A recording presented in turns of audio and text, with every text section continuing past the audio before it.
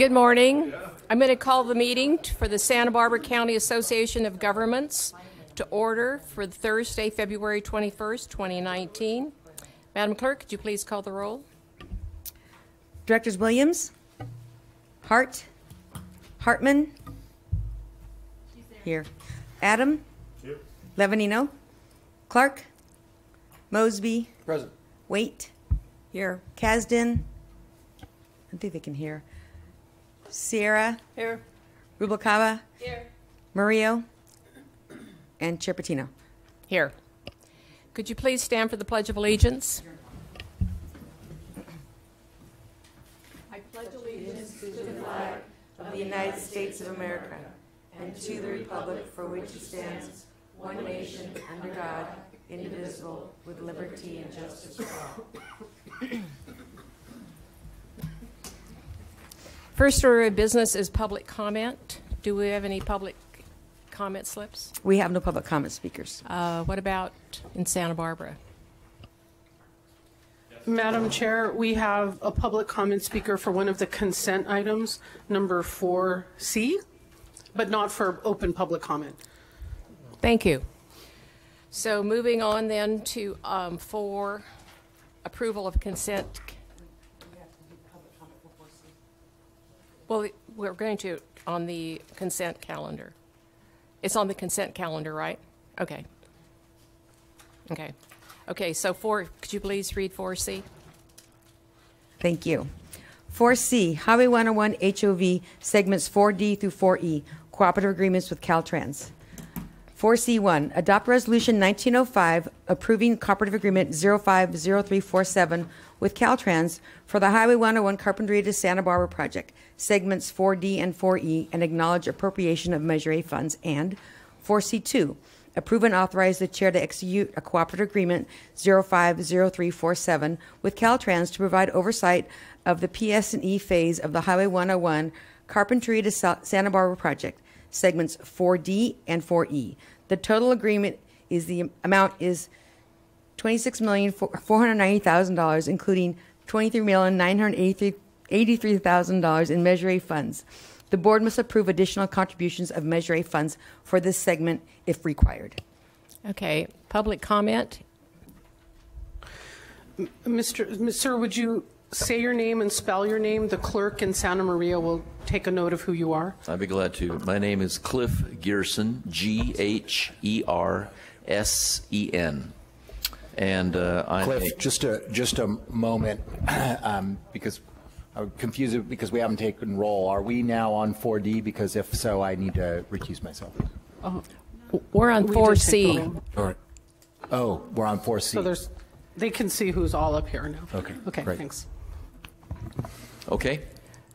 All right, great, thanks. All right, so my name is Cliff Gerson. I'm a member of the board of directors of the Montecito Association. I've been on the board now for more than 6 years. I'm a former teacher in Montecito, and at this time I'm the chairman of the transportation committee for our group. I've lived in the Montecito area near the Miramar for the last 43 years. As you know, as time has gone on, we've seen a steady growth in the number of commuters coming from Ventura, Oxnard, Ojai, Carpinteria, and Camarillo. Traffic has grown tremendously in our corridor. Backups on the Highway 101 heading south every evening have gone from a summer weekend phenomenon to a daily rush hour occurrence. With the closure of the SB southbound on-ramp at Cabrillo Boulevard near the Bird Refuge, Coast Village Road running through Montecito has become daily a congested and slow-moving auxiliary on-ramp lane for the freeway. Business along the Coast Village Road corridor are negatively affected by this commuter traffic steadily inching along because the local shoppers stay away from Coast Village Road after that 3:30 time when the rush hour traffic begins. Now, with the advent as well of traffic apps mounted on cell phones and GPS systems, commuters, we find, are more and more taking to motoring down our residential streets near the freeway, hoping to save a minute or two. East Valley Road, which you know is Highway 192, had actually become a fourth lane of the freeway before the bridges were knocked out by the last year's debris flow in January. However, if you've driven that road, you know that the curves along that road are not conducive to commuter traffic. In Montecito, near that San Isidro East Valley Road intersection, there are about 5 different schools clustered. The traffic buildup the traffic builds up right about the time when kids are getting out of school or out of their after-school activities. So this excess traffic, I think, becomes a health and safety issue for our community as well. So all that increased traffic, in addition, is tearing up our roads, particularly Hot Springs and East Valley roads, in addition to all the truck traffic we've had due to the removal of debris and construction. Montecito is therefore seriously affected, and by the closing of the southbound Cabrillo on-ramp, the bottleneck caused by the narrowing of 101 from 3 lanes to 2 lanes at Olive Mill, and the proliferation of all these traffic apps that get people off the road. Now, I understand that the planned sequence of freeway construction is from Carpinteria up towards Santa Barbara. Perhaps we could look at remodeling that Cabrillo on-ramp so that we could get people on the road sooner. And also, we want to try to maybe have more signage so we could direct people from the Milpas Cabrillo area onto the freeway. Thank you, Mr. Now, for clarification, Mr. Garrison, were you speaking on C or D? I was speaking on the item where you're talking about the freeway construction through the Montecito corridor. C. Okay. Thank you very much. Or C. All right. Thank you. And I just want to welcome Cliff, and if he ever wants to carpool up to Santa Maria, I'll volunteer on taking him. And, you know, obviously, if he wants to get a briefing on the many times that the first district supervisor, whether it was me or my predecessor, has run this proposal up the flagpole, we can. But there's also some other mitigations that are more accomplishable. Thank you. Before you speak down in Santa Barbara, just let us know who you are so that for the record up here, because we're looking at each other and not knowing who is speaking. Thank you, Mr. Williams. Thanks. Okay, going on to the consent calendar. Are there any other items that anyone wants to pull for discussion? Can I hear a motion? Move approval of the consent calendar. Second. I have a motion to approve the consent calendar with a second. Any further discussion? Yes. Madam Chair, Director Williams mentioned that he might need to recuse on one item, but I wasn't sure which one that was, so I wanted to double check before we took a vote. Okay. I don't think I need to recuse myself on 4C. It does not look to be specific to the Carpinteria area, so I'll stay for the whole shebang. Thank you. Madam Clerk, could you please call the roll? Director Williams? Aye. Hart? Aye. Hartman? Aye. Adam? Waite? Aye. Rubalcaba? Aye. Mosby? Aye. Kasdan? Aye. Clark? Aye. Murillo? Aye. Sierra? Aye. And Chair Patino. Aye. Motion passes 12-0. Thank you. Moving on to item number 5 is the Highway 166 CHP report. Item 5, Highway 166 CHP report. Receive a report from the California Highway Patrol on enforcement activities and accident patterns on Highway 166. Mr. Luna. There's a second part, too, Terry. There's a second part. Mr. Luna is not with the CHP. Oh.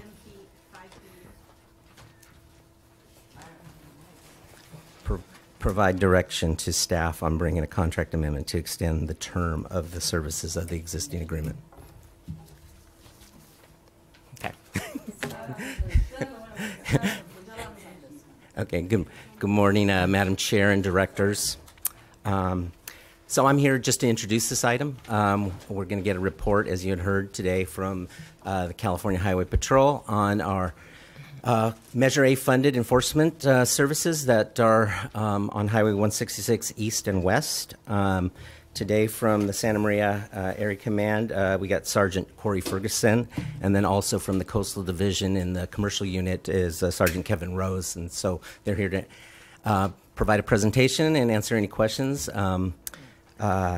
SBCAG has had a long relationship with the Highway Patrol in this area through both the Highway 166 Safety Task Force that's been in place for a number of years, and then also, as I mentioned, we have an existing Measure A funded enforcement agreement to provide services on Highway 166 East and then also on the west side between Santa Maria and Guadalupe. The current budget we have allocated is shown in Table 1 of the staff report. A latest contract was approved in 2017, and it did take a little while to get that underway. It was a 2-year agreement. We're only about 25% spent on that agreement, so a second part of our discussion today is to seek direction from the board on extending the time frame for that agreement to allow us time to spend down the funds that have been previously approved by this board. At this point in time, I'd like to hand it over to Sergeant Ferguson, and he'll go through a presentation that was most recently given at the November meeting of the Highway 166 Safety Task Force. Those are held twice a year. So, Sergeant Ferguson, and I'll run the presentation. Wonderful. Thank you so much. Thank you, buddy. Appreciate it. Hey, everyone. My name is Corey Ferguson. I'm out of the Santa Maria CHP office. I'll give you guys a little brief history about myself so y'all have a know of who I am. Came on the department in 2006. Started off working in Newhall. Transferred to that town east that nobody wants to talk about called Bakersfield. And made my way there. Then worked the Grapevine in Fort Tejon area. I transferred to the Santa Maria office. Last year I promoted up to Monterey. And eventually got my transfer back home, so now here I am back in Santa Maria. So I'll go over some issues and concerns that we have on the 166 with regards to the SBCAG and the grant information that we've received.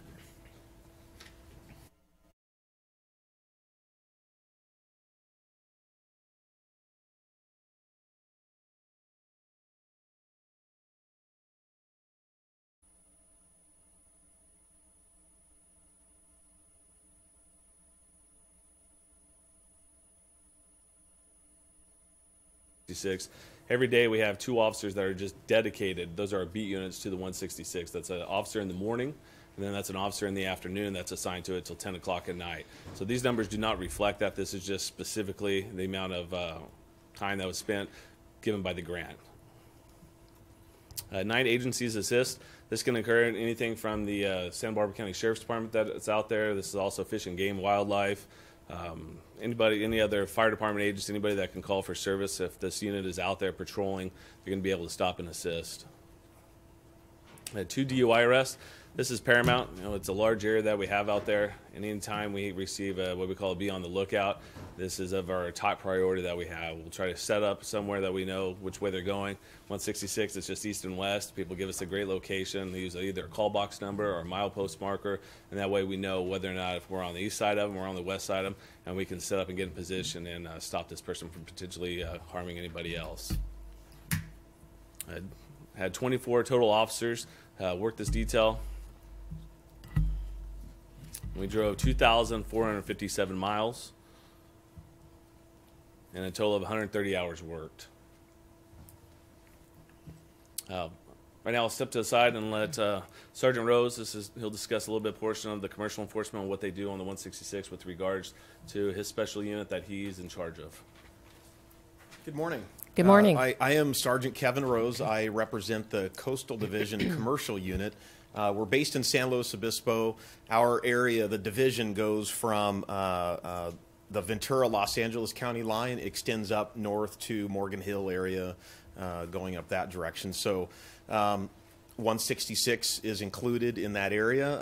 Obviously, there's a lot of commercial vehicle traffic out on 166 east and west. A lot of commerce going back and forth between the coast and the valley. It's one of the connector roads that we see trucks using. Right now, there's a lot of oil being moved back and forth with pipelines being serviced and all that. So we focus on that. The good news is we actually have a lot of our own grant money. A federal motor carrier safety grant provides for a lot of man hours for us to go out and do commercial truck enforcement. There's a lot of different levels of enforcement we can do. It could be as simple as a traffic stop for a moving violation and doing a paperwork inspection. So we're checking the driver's logbooks and the registration on the truck and the trailer and their hours of service and all that. And it could go all the way and be a little more invasive in where we're crawling underneath the truck and looking at brakes and all that. We don't get too many mechanical violations out there. The companies specifically that are hauling the oil tend to have really good maintenance programs, and so we haven't had issues with those trucks specifically. Can't really say the same for many of the other vehicles that are coming to and from other parts of the country. A lot of these carriers are outside of our jurisdiction. We can't really regulate them. If they're based in a different state, we really have very little oversight until they come into our state and we can stop them and do inspections. But we are out there on a regular basis. We have an officer who is assigned to the Santa Maria area, and 166 is one of the corridors that he patrols on a regular basis, east and west. He responds to anything and everything truck related. I should mention that many different types of vehicles fall into the category of commercial vehicle. It's not necessarily something that requires a commercial license. It doesn't necessarily mean it's an 18-wheeler. It could be smaller vehicles. Many vehicles much smaller than 18-wheeler are regulated by the Highway Patrol and get inspected out there.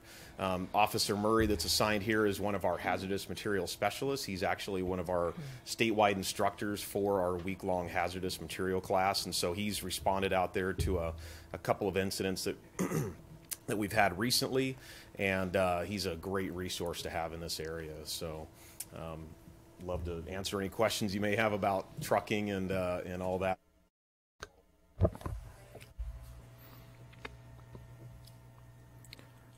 Madam Chair, I have a question.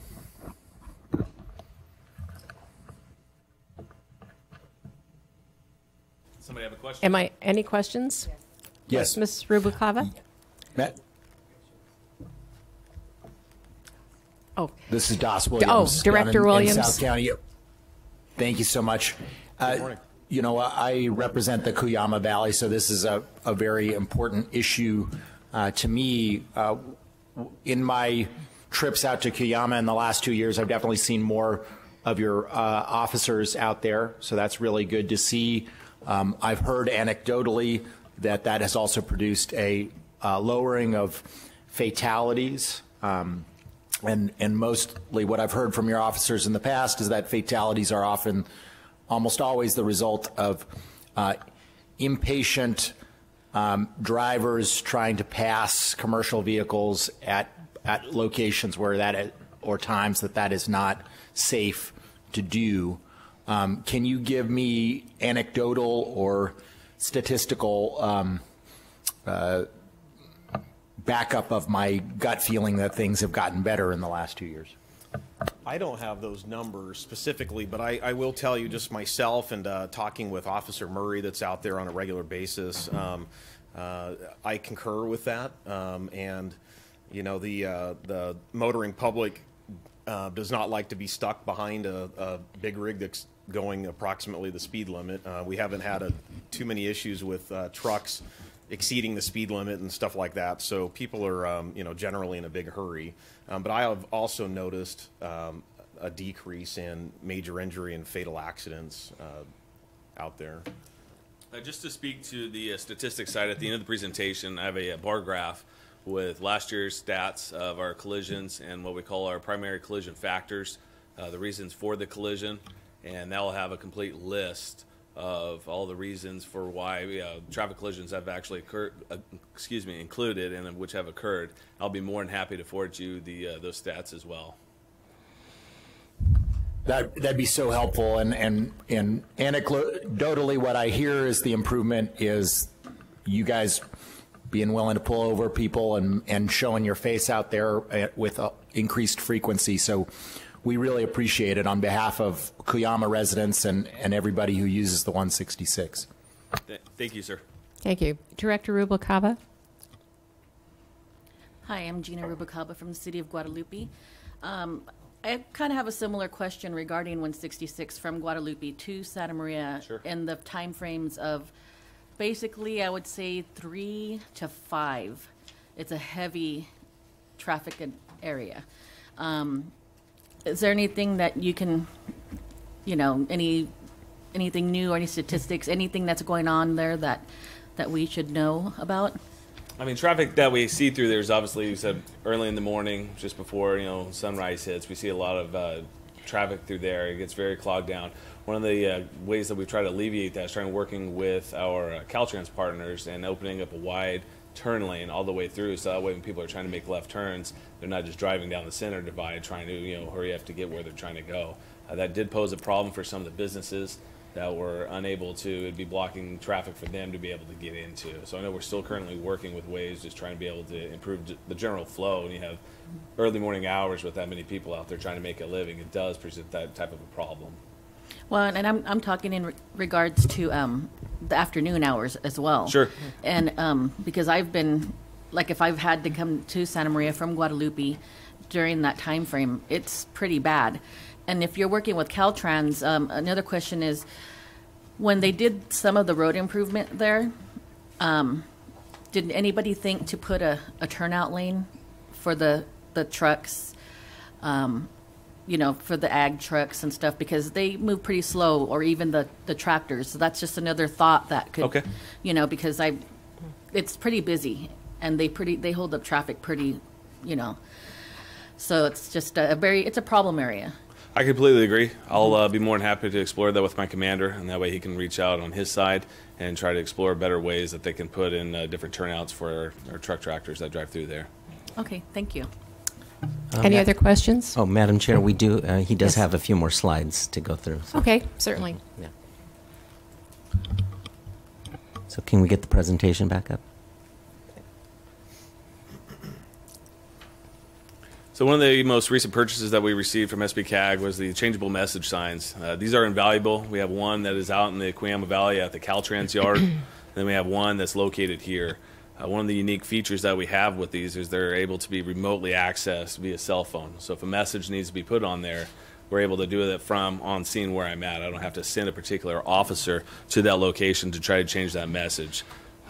We notify Caltrans here in the Santa Maria yard, and they generally will place that sign right on the not on the 101, but the 166, just east of the 101, to let everybody know as they're coming in there may be some type of accident ahead. And then we'll also notify the Caltrans yard out in the Cuyama, and they'll place that out there letting them know. It's a great resource that we have. One of the things that I'm going to try to implement over the next few months as spring break and summertime hits is we want to be able to utilize this message board and work in conjunction with our airplane to let people know there is an airplane above, CHP is on duty, and trying to get people to slow down. Sometimes there may be one out there, sometimes there may not be. And so it's kind of a risk management assessment that people will have to take whether or not it will actually be out there. We're going to be working in conjunction with our airplane and trying to find those people that are cutting over those double yellow lines that we may not be able to see, but our airplane, the eye, actually does be able to see and can relay that to the ground units and make the appropriate enforcement stop. These are a few of the significant events. I'm not going to speak to each one. As we go through, I'll talk about a little bit of it, the reason why. We'll go through those. This happened early, obviously the date's up there, on 166 east of Tepiscay, and this was a major injury, passing. Again, this is something I call it the Hail Mary pass. They see that big long line of cars and they go for that pass. This was a particular incident with that. It involved 5 vehicles. Usually when it happens, people go for those, and when they make those crashes, when they actually collide, other people, everybody around them are involved. Again, this one involved speed was the factor, and that could be so much of somebody just driving at a high rate of speed, and let's say they may run off the road or they hit somebody else. We call that just the unsafe speed for the conditions. If it's raining and they were driving at unsafe speed for the roadway conditions, that can be also a contributing factor. This one was the fatal that actually had 2 parties. This one we kind of suspected to be intentional. We had an officer that was following directly behind a oil tanker truck when this one actually occurred. Unfortunately, we say possible intentional because there wasn't any actual evidence to lead that, but as the officer was falling behind the tractor-trailer combination, the vehicle, as it's going one way, drove right directly in front of it and ultimately ended in a double fatality on that one.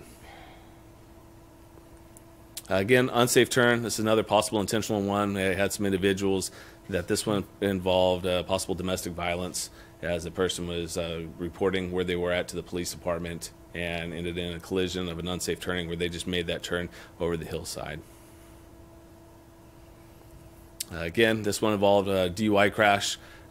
We like to catch them before it actually happens. Unfortunately, when it does, we're able to have our drug recognition experts, if they get transferred to the hospital, and let's say it's not an alcohol base, we have our evaluators that can go on scene, check for pupil, blood pressure, and determine whether or not somebody can be under the influence of a possible drug rather than just alcohol. Again, another DUI. Unsafe turn, again, that could just be as you're driving down the road and let's say you possibly fall asleep and you drift off the roadway. The vehicle code considers that to be an unsafe turn and the violation of the cause for the collision. Continued on this particular one, we believe this individual fell asleep. This involved a tractor-trailer combination that was heading towards Santa Maria as the vehicle was going towards Bakersfield. The tractor-trailer combination made the statement that the vehicle just came right into his lane. He couldn't avoid it. Tractor-trailer combination subsequently overturned, and the party succumbed to her injuries. This one was a hit and run that we had. It was a overturned truck tractor hauling a load of broccoli as he was traveling towards Bakersfield. We get there on scene. It looks like as the tractor trailer is making a left turn, or generally around the curve, just laid his truck over. He was couldn't be found. We later found him in Bakersfield at a hospital as we tried sending an officer to go check on him at the hospital. He was in the wind, and actually it turned out that he had some warrants, so we think that may be a reason why he didn't want to stick around. This is the front fire that we had. Many people, this shut down 166 for approximately, I want to say, close to a full day, as the right at Rockfront Ranch, there's a shooting range behind there. And it was determined that some people were shooting, and that's actually what sparked the fire. I responded out to this one firsthand, and I was trying to limit as much as we can of closing the road. We have to work in conjunction with our fire department, make sure that our fire department and personnel actually stay safe. As that fire started coming down, actually on the roadway, that's when they actually start putting their fire engines and hoses, and you actually have the people on the grounds trying to put out the fire so it doesn't jump the 166 and then start heading towards the Santa Maria. This one I was also on scene with. We had a tractor-trailer combination, again, coming from Bakersfield. He was hauling a bunch of cardboard boxes going to a packing plant. His statement was, as he was driving, he ended up having a flat tire, and as it's continued going, it just gets hotter and hotter and hotter. And as he said, he started to smell smoke and see smoke. He pulls over, and then he had nothing but combustibles of cardboard in there, and that went up in smoke. And took quite a while to actually get that fire out. We had to bring in with Caltrans, the front loader that you could see, to actually pull out all these compressed cardboard boxes because it just kept catching on fire. So here are the stats that we have on the 166 West. As you can see, on 2017 we had one fatal on the west side versus 2018 we didn't have any fatals. The stop sign violation, so I'm going from right to left. In total collisions, we had 40, so we had 2 more collisions on the 166 West than we did in 2017. And then we had, the stop sign violations, and you can follow the guide all the way across. Predominantly, it ends up being unsafe speed. Those are generally your rear-end collisions. Those are when people are not paying attention and they're looking down either at their phone, and we can't prove that they're looking down at their phone or their radio, and they don't see stop traffic ahead, and they just run right into the back of somebody. On the 166 East, we did see a spike in our collisions from 64 in 2017 to a total of 79 in 2018. Our fatal collisions, even though we had 3, we had 1 that was a double fatal out of the head-on that we suspect to be intentional.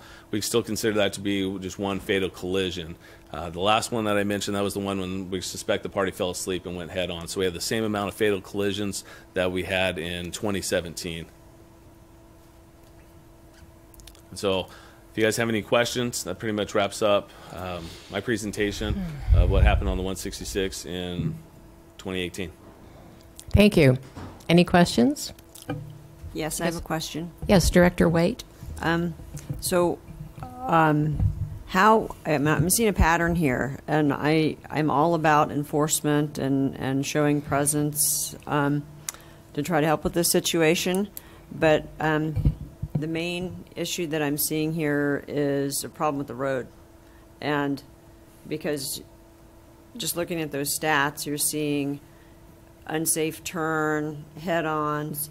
So exactly how long is the 166? How many miles does that cover? I believe it encompasses a total of 83 miles that we're responsible for. The 166 will go from the 101 actually all the way to Highway 99 in Bakersfield. So the Bakersfield portion will take their section of it, then Buttonwillow will take, actually Fort Tejon will take the next section, Buttonwillow, and then we'll take it over. So the Santa Maria area will cover all the way from the 101 portion of the 166 all the way out to SR 33. Okay, and how many passing lanes are there? I believe there's going to be 2 out there, approximately 3 that we have. Some of the things that we've encouraged working with Caltrans to avoid this unsafe passing is they've had, bot dots that have, not bot dots, it's actually rumble strips that have been grooved down in. So as you start to drift over and try to pass, kind of shake your car in a sense to let you know that that's not okay. One of the suggestions that I've made to Caltrans is similarly to what you see in Los Angeles and Orange County that they have in the carpool lanes are lane delineators. That way that prevents people from jumping over in the lanes. Right now there's no deterrent to keep people from just crossing over into those rumble strips. If we were able to have some type of a lane delineator that people would know if I try to make that Hail Mary pass that they're going for, that they end up damaging their car of some sort. Okay, just the reason I'm asking for this because this is asking for an extension of the project to have more enforcement on the road. I'm just trying to figure out how that's going to help prevent head-ons, or I can understand how it would help prevent individuals from speeding or making illegal passes, but I think the road's the real problem. But I'm all for more enforcement. Right, and we're open for suggestions ourselves. I think there's also needs to be a psychological factor. People not knowing right now if we only have 1 unit in the morning and 1 unit in the afternoon, somebody passes that one high patrolman and they don't see anybody for the rest of the way. They're on their phone, they're putting it in Waze. Everybody knows whether or not, okay, there's no high patrolman out here, whether that psychological factor, if one day you may see a handful of us out there, you may not see a handful of us out there. That's just one step. I completely agree. There's going to be many other ways that we can work with Caltrans to try to improve the roadways, having different turnouts for trucks to be able to pull over, adding lane delineators, things of that nature, better passing lanes. I completely agree with you. Okay. I might be able to speak to that a little bit. So just the nature of the terrain out there, we're kind of limited with the mountains. The roadway width is definitely limited. We can't feasibly put a 4-lane freeway out there like we'd love to do. So it's a 3-part thing. We have education, enforcement, and engineering. Education, we actually have training programs. We, the commercial unit, we have a commercial industry education program. We go to trucking companies and talk about safety and rules of the road. We talk about area-specific issues, and we mention things like the 166 and driving safely and driving defensively out there. That's the commercial vehicle component of that. So that's our educational portion.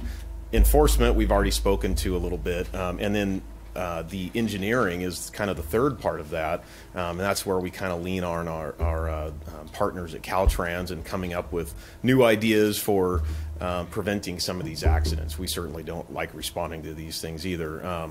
So it's kind of a threefold method for reducing the number of accidents. Okay, thank you. That was a great wrap-up. Director Rubalcaba? I'd like to get some information if you have any stats on between Guadalupe to Santa Maria as far as the stats that you had here, just specifically for that area so that we can... That was 166 West. West. Right, we had 166 West and East on there as well. Right. Oh, I know, but what I'm asking for is just if you can email me. Okay. So that way we can start talking about that because, maybe if we work hand in hand with that, we can help hopefully get Caltrans to do some things. Yeah, absolutely. One of the other parts of the presentation that I had, I'll be more than happy to forward that to anybody. We actually went on Google Maps and did a pin drop of all the crashes that we had. That way it identifies specific locations of where they're actually happening. I have that as well. Be more than happy to forward that to anybody that has specific collision numbers. That way we can work hand in hand and look at that directly. Okay, thank you. Director Adam? Yeah, I just wanted to jump on there with Director Waite, and so they just did 46 East. Correct. With a 4-lane, and at some point they're going to have to do an investment here in 4-lane, and at this road. I've been driving out there my whole life, and that's probably one of the most frustrating roads to get stuck behind somebody. Sure. Which is all the more reason to go out there and put some reasonable passing lanes in there that are a reasonable distance apart as sort of a down payment of doing that ultimate project where you're going to put in a full-on 4-lane. And, you can always harvest the benefit of that later and connect it wider and wider as time goes on.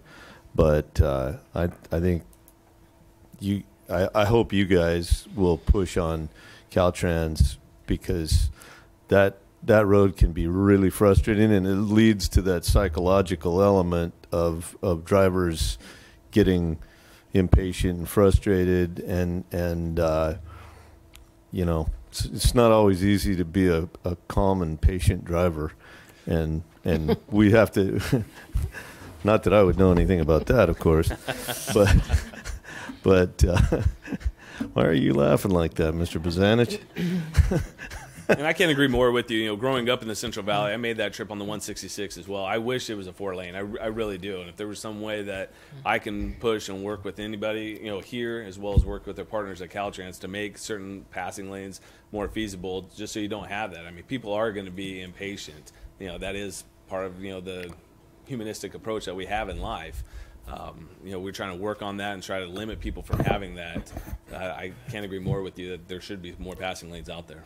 And just general capacity, because as you well know, when we have any kind of a problem with 101, that becomes an artery to get around whatever the problem that is. So, that needs to be on the list. I don't know that it needs to be a priority immediately, but some real legitimate passing lanes at reasonable distances apart would be a really good thing to schedule in sooner than later. And then ultimately there's got to be a recognition that that's an important alternative route for a lot of traffic when things go bad elsewhere. So anyway. Ms. Curran? Madam Chairperson, members of the board, we did have a meeting 3 or 4 weeks ago with Caltrans and Director Williams' staff about this issue, about the whole corridor. And at that meeting, Eileen Lowe, who normally is sitting next to me, but we have Scott here today, promised that they would look into doing a corridor plan, which is the very first start of looking at the issues and concerns and identifying what can be done with the geography we have out there. So hopefully you'll see that in the next few months on their work program, and we'll look to Caltrans to lead that effort. So, Scott, did you have any? Thank you. Mr. Eads? Madam Chair, members of the board, Scott Eads with Caltrans. Just to add to Director Kern's and CHP's comments, Caltrans we use the CHP data that CHP collects, accident data and other information, and we're constantly monitoring that. So we have accident monitoring programs. If there's spot locations that are showing recurrent patterns of accident history, we do have the ability to program projects there. Unfortunately, when we have such a long corridor like this and we're seeing patterns that don't, or I should say accidents that don't necessarily show up in patterns, it doesn't trigger those kind of responses in terms of the funding that we need to correct specific spot locations. I also can say that in the past, I know that there were coordinated efforts between SBCAG and SLOCOG and Caltrans to study and come up with a list of improvements, many of which were already implemented actually in terms of deceleration, acceleration, turn pockets at specific intersections. There were passing lane improvements that were studied as part of those in the past. Some of those again have been implemented. But it looks like this is an opportunity or time to resurrect some of those efforts and reconsider what's happening out there. We can take another look at those accident patterns and see if there are specific improvements that we could, find funding to bring forward. Again, we're in a limited world in terms of the SHOT funding. It's focused on specific things, but the kind of coordination that we had in the past, I think there was both SBCAG and SLOCOG and Caltrans funding that came into the mix to make some of those improvements happening. Thank you. Director Hart? Yeah, I just want to add that I think the most effective dollar investment that we could make is exactly what we're doing, putting these additional resources toward the Highway Patrol's enforcement.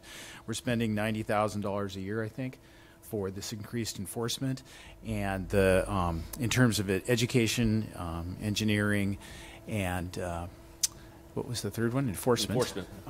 That's the most bang for the buck. There's no way we can afford to four-lane this highway in any of our reasonable planning horizons. Even passing lanes on this road, are a very, very long way. I appreciate that Caltrans is looking at that and making, doing some planning in that regard.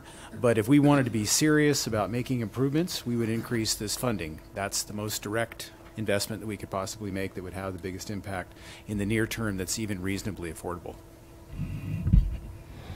Thank you. I know 166 East is the road I've traveled so often, and I can't tell you, I think on every trip it's been like almost. And I know I called the CHP when a tanker truck passed me and almost went head on into a van that had to go off into the shoulder and scared me. I think I probably put my hand over my eyes so I didn't see anything as I'm driving. But I just want to know why you were driving so slow. Because of the guy in front of me. Because there was a tanker in front of me. But we missed a car swerving over, and my husband was quick enough to swerve over onto the shoulder. But and then in front of us was probably 2 seconds was a fatality that we would have been into. So it's just like every single time I go over there, if you drive the speed limit, they're going to be just passing you up. So anyway, but thank you very much for the report. Thank you. Thank you. So I didn't ask anyone down in Santa Barbara any comments or questions. Okay, I guess no. Ms. Carrillo said no. So, Madam Chair, just as a reminder, second part of this item is to provide direction to staff on extending the terms of the agreement to at least give us ample time to spend down the budget that was previously approved. We can bring back an amendment at a future board meeting. Okay. So do we need a motion or just a consensus on this? Madam Chair, you can do it either way. The contract is not agendized for today, so you wouldn't be taking action on the contract. All you're doing is asking staff to bring it back to a future meeting. Okay. And do we have a consensus on that? Yes. Okay, staff can bring this back to a future meeting. Santa Barbara, okay? Okay. Great. Thank you, Sergeant Ferguson, and thank you, Sergeant Rose, and thank you, Mr. Luna. Item number 6, Madam Clerk. Item 6, fiscal year 2019-20 overall work program and budget. Review and comment on the draft fiscal year 2019-20 overall work program and budget. Thank you. Ms. Kern? Good morning. Thank you, Madam Chair, members of the board. It's that time of year again to give the presentation on the overall work program and budget. So what I'd like to do is just quickly go through this. This was presented to the Executive Committee per our bylaws identified for the Measure A program. That's part of our process. So we did that last week. I think that was so quick. So here we are. We'll keep click. We're continuing with our mission and vision that this board has established, I think, several years ago. So we'll move on. This past year, it's a little awkward because we're only halfway through the current fiscal year, so I'm going to be kind of straddling that. So 2018 was a very successful year for us, and it all began with SB1. The passage of SB1 created an opportunity to get this big check, and we had a little celebration of that. The check was for $183 million, but it was actually, when all said and done, it was $416 million of STIP Senate Bill 1 SHOP funding that from the state dedicated to the US 101 corridor. I think that's a huge accomplishment that we should share in and continue on. Also in 2018, we were able to start the rail service. We had outreach and trying to encourage folks to ride the train. We'll go to the next slide. And this was during the mudslides, and it just showed how instrumental having the train service available to folks getting back and forth, having that alternative mode of transportation for commuting and alternative getting to where they need to go even during tragedies.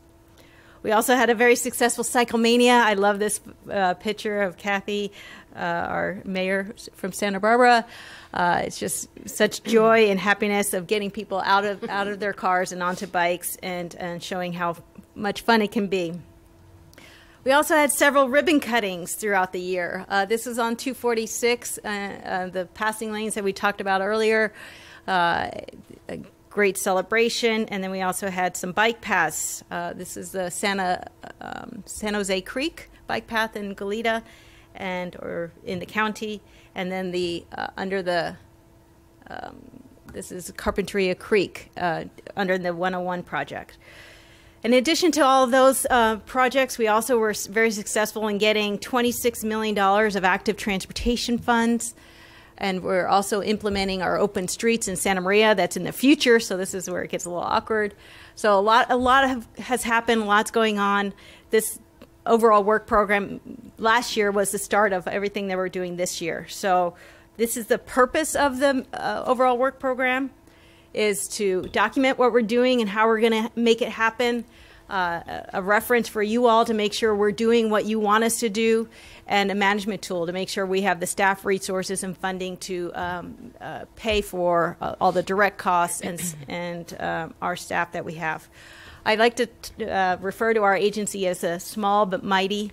We get we're a small agency, but we do big things.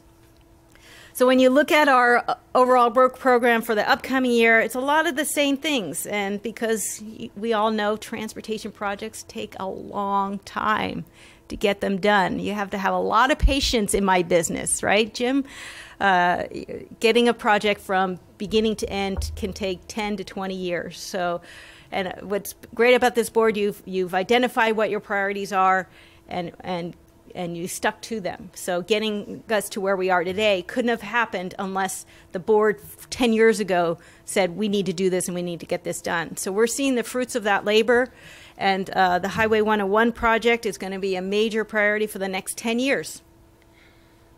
And that's a good statement. If SB1 would have been repealed, I would have been saying this project would have been our priority for the next 50 years.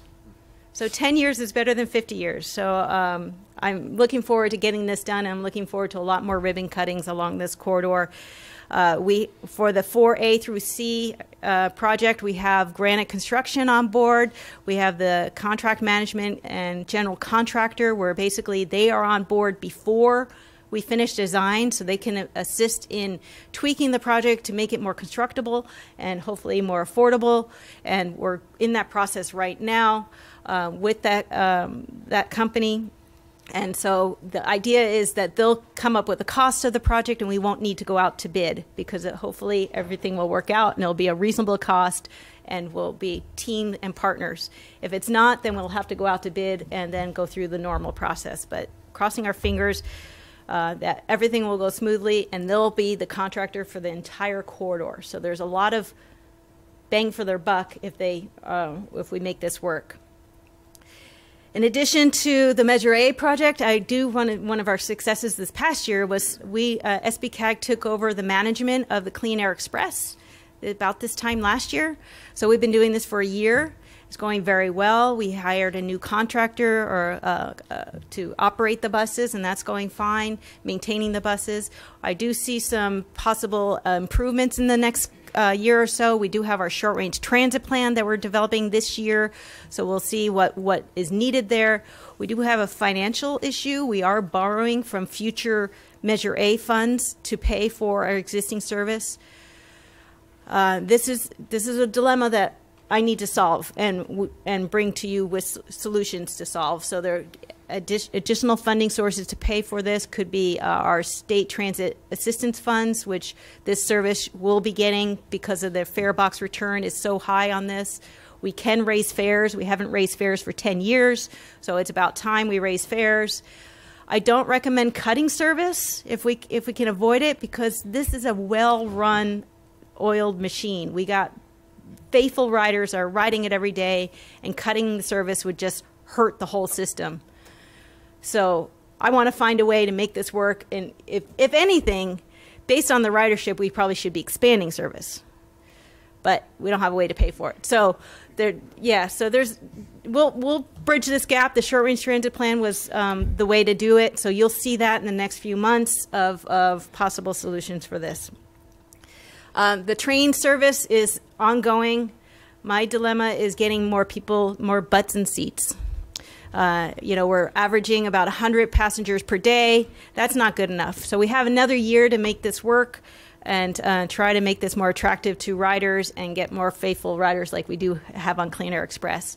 So you'll see some of this upcoming over the next year. Hopefully we can make this more successful and more attractive to potential riders. And of course, our Measure A program and administering this is a high, we have a lot of staff dedicated to this. We have a call for projects for ATP and safe routes to schools. So you'll see some of the allocating of those funds over the next year like you do every year. But thank God for Measure A. I just can't thank you for doing whatever you did in 2008 to get this passed, because it makes this agency, this county, all of our jurisdictions benefit from Measure A, and obviously it's a high priority for us moving forward. And then on our planning side, we have a lot of things. This is the year of the valley, the Santa Ynez Valley.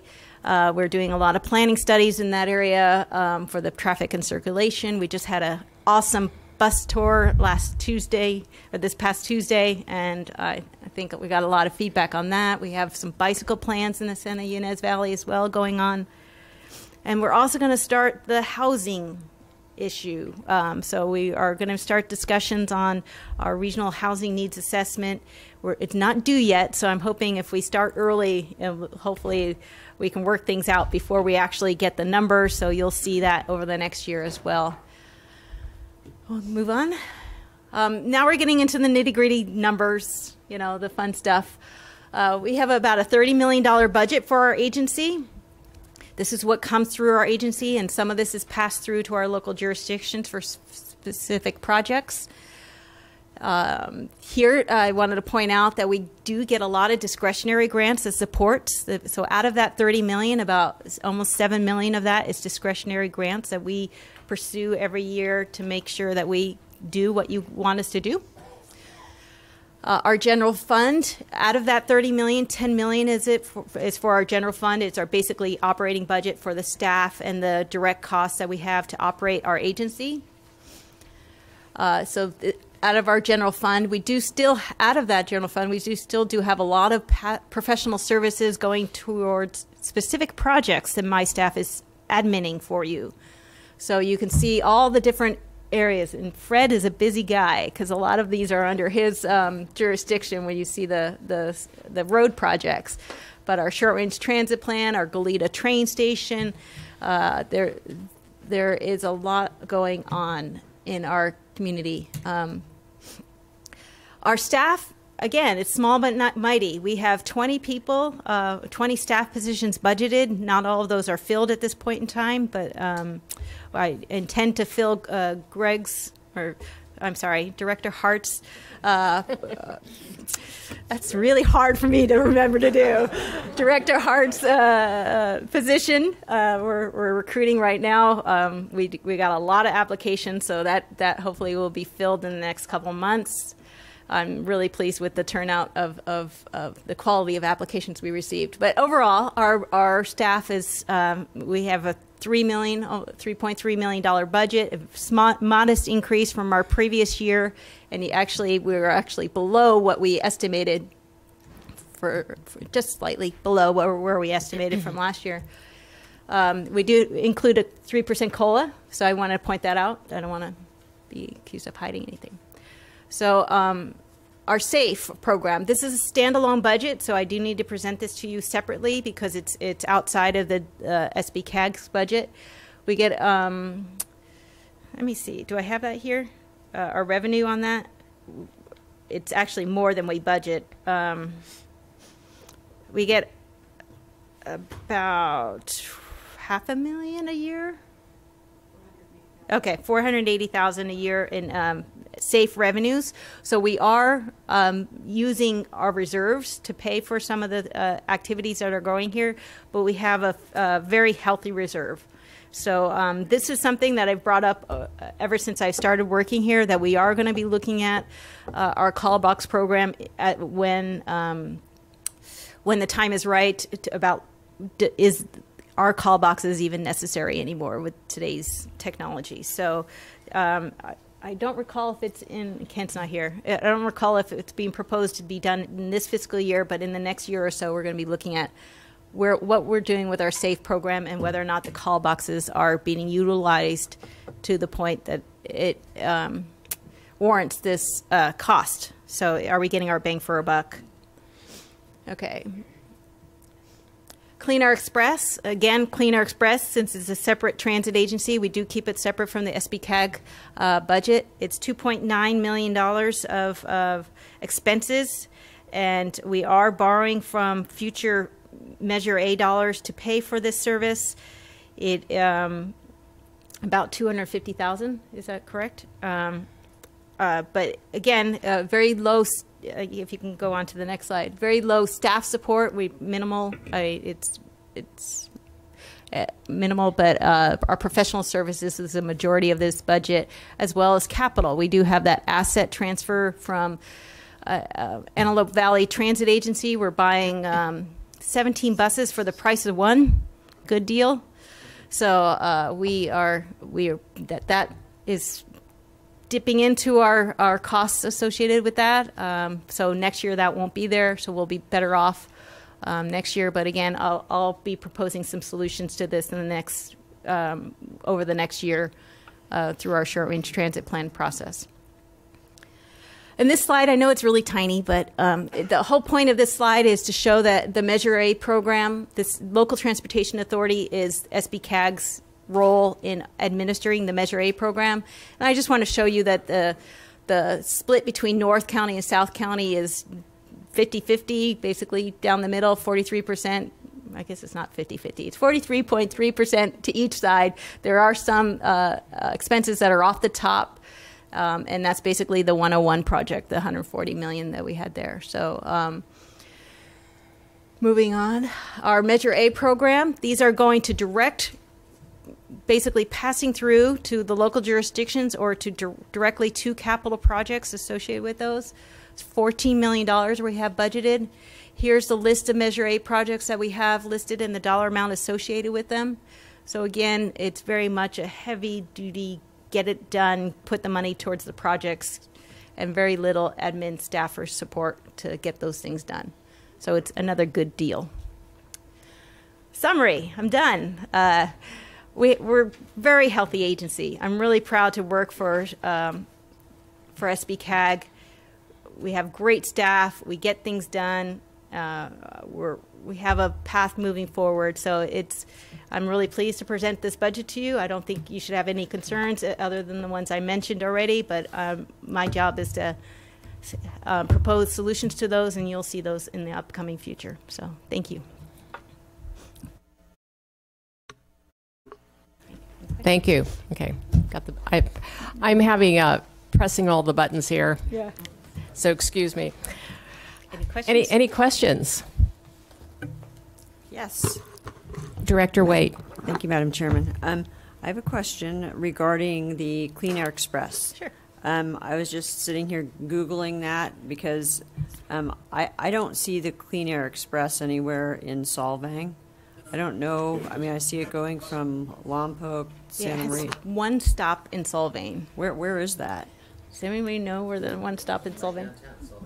It's Solvang Park. In the Solvang Park. Okay. All right. One of our riders is in our audience. Okay. I just and about, do you have any idea how many people in Solvang utilize that? I can get that information for you. Scott is in Santa Barbara. I don't know if he can answer that question. Yes, I can. Yeah, Scott, are you there? Yeah. Can you hear me? There he is. Is it There you on? go. Yep, good. Okay. Scott Spalding, Rail and Transit Manager, SBCAG. We do have the one Clean Air Express trip that originates in Solvang, then stops in Buellton, and operates down the Hollister corridor. In Solvang, it picks up on a daily basis between 12 and 18 people, and then another collection in Buellton before it heads down to Goleta. And for Solvang and San Ynez Valley residents that work in downtown Santa Barbara, they can pick up a Clean Air Express trip that stops in Buellton on the way to Santa Barbara. So we do serve the valley, and that's one of the things that we are looking at in the short-range transit plan is how to better serve the valley, either with additional trips that might stop in Buellton on the way down or take 246 from Lompoc. Okay, thank you. And then Thank I just you. had one more question follow-up to this. I was just looking at the budget, doing a precursor review of that, and noticed that the transit and the intercity rail, well, that was a huge number. Can you explain to me intercity rail? Sure. That's our agreement with the Low-Sand corridor, the Amtrak corridor, and we're basically working with Low-Sand to provide the peak hour rail service that's currently operating, that started back in April of 2018. So that's a 2-year pilot project, and the intent is to get commuters out of their cars and onto the rail. So yes, it's a huge investment. It's a pilot project for 2 years. And so after the end of the 2 years, we'll decide, our subsidy will end. And if it continues, it will be absorbed into the future of the low-SAM budgets. But we're not only are we supporting the service, but we're also supporting the passes that are sold to passengers. So that may continue. That's our decision. If we want to encourage, like we do on transit and what have you, we do encourage people to ride alternative modes of transportation, all modes. So we may want to continue that. But as the actual service and the demonstration that we're providing, it's a partnership with the state of California and the Low-SAM board to provide that service. So yes, it's a big dollar amount. Director Mosby. The Rincon, excuse me, the Rincon ATP 800,000. Okay. Weren't we already doing something there? Is that part of the older yes, grant a couple of years ago? Yes, it's our funds that we allocated. Is it the grant or I'm sorry, I'm looking at Fred because. Yeah, thank you. Okay, through the chair, Director Mosby. The 800,000 was the augmentation funds we got through the Active Transportation Program for project development work through our memorandum of understanding with the City of Carpinteria. So basically funds to support project development up to construction. There'll be additional funds in the next budget that you see in 1920 in the following year, 2021, that'll show the $6 million in ATP funding that we got. That's why it seems so small. I just wondering. Okay, thank you.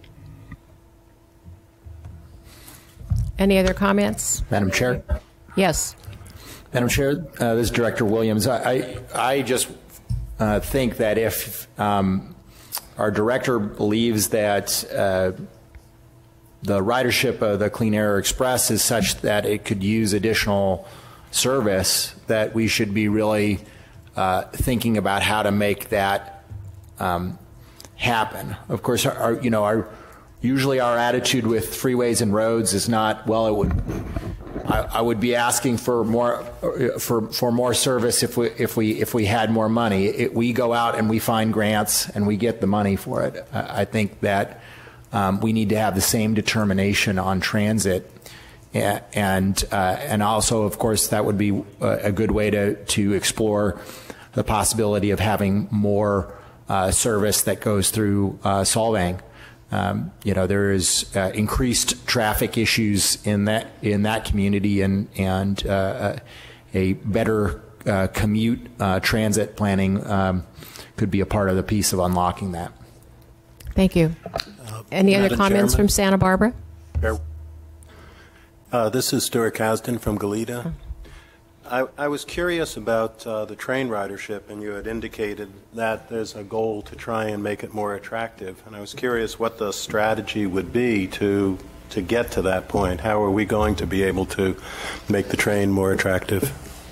Can we do things to make it more dependable? Make the what is it that we can do? Yeah. Thank you. Yeah, Madam Chairperson, members of the committee, members of the board. That's the $1 million question. What we can do is market and advertise and try to encourage our employers to encourage their employees to ride the train. As far as making the train more dependable, that's the LoSAN role and responsibility. And we have one of the directors of the LoSAN board sitting here today. So it is a challenge when you're not in charge of the actual system and you're trying to get people to ride it. Things happen on the train. Sometimes trains are canceled. Sometimes there's incidents on the train that makes it quite late. So those are things that we have to live with. But we do provide guaranteed ride homes, or we also provide train riders can ride the clean Coastal Express back home to Ventura if the train is delayed or cancel, what have you. So we try to make it as convenient as possible. If we can keep those riders, that's our goal. But it's a challenge, and I don't know if I have all the great answers, but we're doing everything we can to encourage ridership by making it affordable, advertising, getting people to know about it, and encouraging employers to encourage their employees, and to be flexible with the people's schedules as well also would help. So we're doing what we can. Thank you. Any other comments from Santa Barbara? No? Any comments from here? Okay, this was just to review and comment. Yes, thank you, Ms. Curran. And we'll bring the final budget to you back in March. Thank you. Going on to item number 7, Madam Clerk. Item 7, 2019 Transit Needs Assessment. Receive a presentation on the 2019 Draft Transit Needs Assessment process and draft findings, and provide SBCAG staff input. Thank you. Thank you. Okay, good morning, directors. My name is Jared Carvalho with SBCAG, and I have a presentation for you. Okay, great. This morning I'll be just giving you an update on the 2019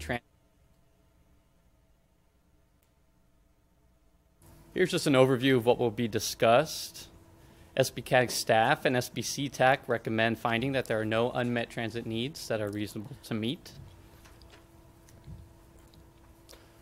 During the cycle, there were 4 public hearings countywide, 1 in the city of Santa Barbara, 1 in Lompoc, and 2 in Santa Maria. The Lompoc and Santa Maria hearings were held in conjunction with COLT and SMAT transit workshops. Here is an example of our ad in the newspaper and flyer, which was used to notice the hearings. Thank you to Director Greg Hart for helping get these in the newspapers. In addition to the workshops, members of the public were able to voice their transit concerns by phone, email, or mail. The public comment period lasted through November 30th of 2018, and during the cycle, we received a total of 17 public comments. Of those 17 comments, 8 were requests for new or expanded transit service. Those 8 comments are shown on the table right now. The unhighlighted comments are already being met. The 3 highlighted comments towards the bottom are unmet transit needs. I will read those to you now. We had a request for afternoon service from San Ynez Valley to the Goleta, Santa Barbara area. We had a comment requesting service from Santa Barbara to Santa Maria Airport on weekends. And we had a request from Santa Barbara to Santa Maria for an AM shift. All three of these comments came by email, and they are directed to the Clean Air Express, which would be the applicable service provider. The next step was to then perform the reasonable to meet analysis on these unmet transit needs.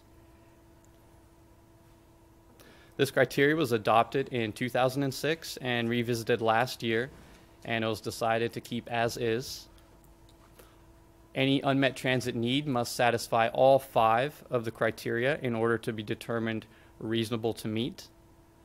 For the reasonable to meet analysis, each unmet transit need comment is put through the process of estimating additional costs of service, passengers per revenue hour, and fare box recovery ratio. Estimates for these services were provided by SBCAG Rail and Transit Manager. After screening the comments against the criteria, they are found not reasonable to meet per failing to satisfy 3 of the 5 criteria. They failed to satisfy criterion 3B, the estimated number of passengers per service hour shall be similar to other services provided. Criterion 4, the service would not cause expenses greater than TDA fund allocation. And criterion 5, service is projected to reach a 20% fare box recovery ratio within 3 years. Therefore, SBCAG staff and SBCTAC recommend the finding that there are no unmet transit needs that are reasonable to meet. However, it is important to note the high standards make it difficult for a request to be made reasonable to meet, but transit service providers can voluntarily satisfy any unmet needs. The Clean Air Express will be doing a short-range transit plan next fiscal year and can consider new services then. In particular, reoccurring comments, even if unreasonable to meet, can show a trend in transit needs that could be addressed in the future. Examples of recent changes resulting from this process include expanded Saturday-Sunday Guadalupe service and service to Bridge House Shelter in Lompoc, despite not having been reasonable to meet.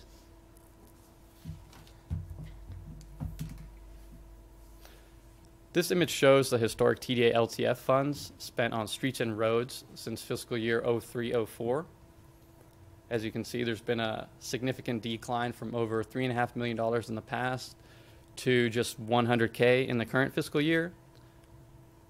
There's $100,000 which is expected for next fiscal year, however, that is still unofficial.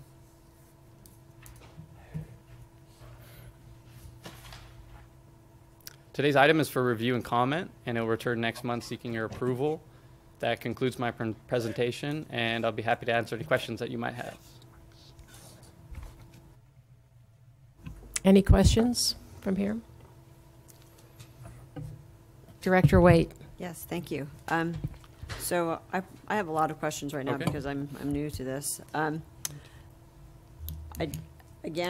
just noticing that there wasn't a lot of notification in the Santa Ynez Valley or Solvang. So I'm wondering if it might be really helpful for me to somehow get direct information from Clean Air Express so that I can present it to our council so that we can find a better way to communicate this to the city of Solvang, which would also affect the entire Santa Ynez Valley. Because as Director Williams had mentioned, we do have an increasing problem with transportation and congestion in that area. And I just think people aren't really fully aware of availabilities, alternate transportation availabilities. Okay, thank you. Maybe we can work together with that for next year. Thank you. Go ahead.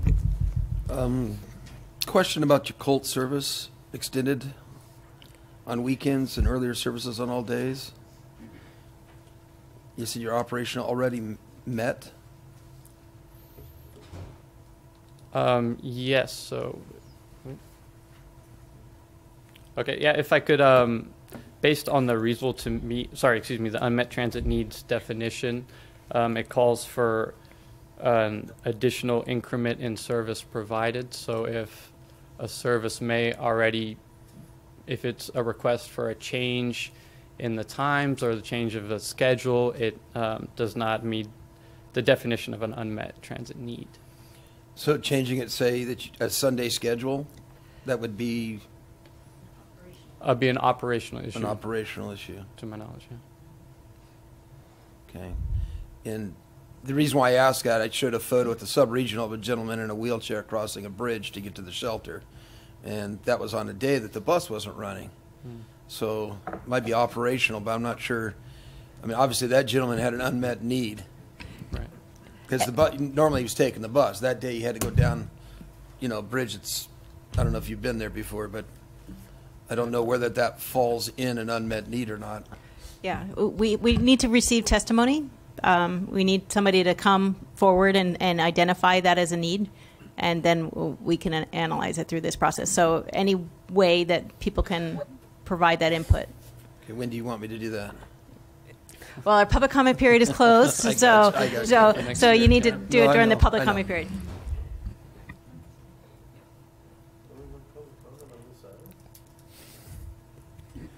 Any comments from Santa Barbara? Sure.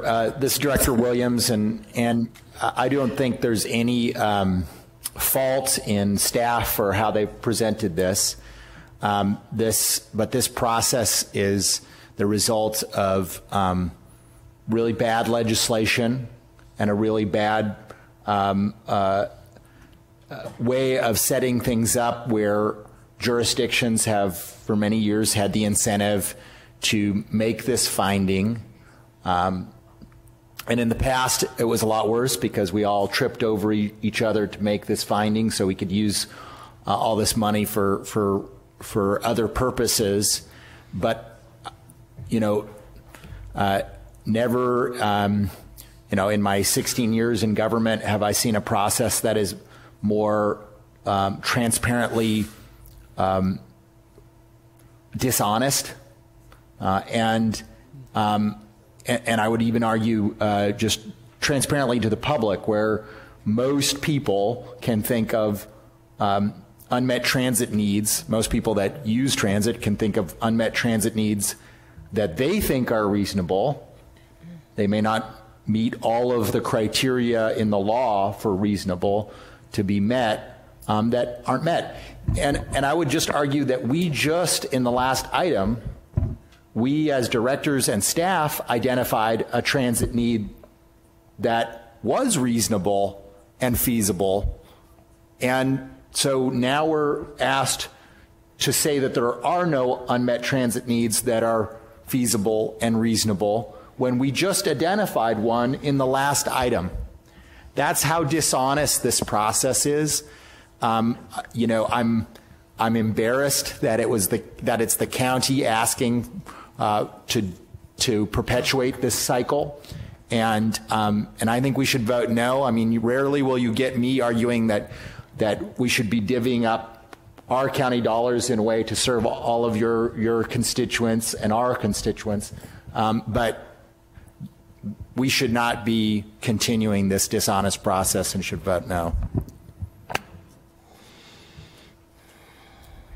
Thank you, Mr. Williams. Any other comments? Mr. Director Hart? Well, maybe it would be useful for staff to explain which of the local jurisdictions are using transit funds for streets and roads, because that's really what this definition is intended to authorize. As Director Williams pointed out, most of the jurisdictions in the county are spending all of their TDA funds on transit, and there are which agencies are the ones that are using this process to create that opportunity to divert transit funds towards streets and road repairs. Thank you, Director Hart.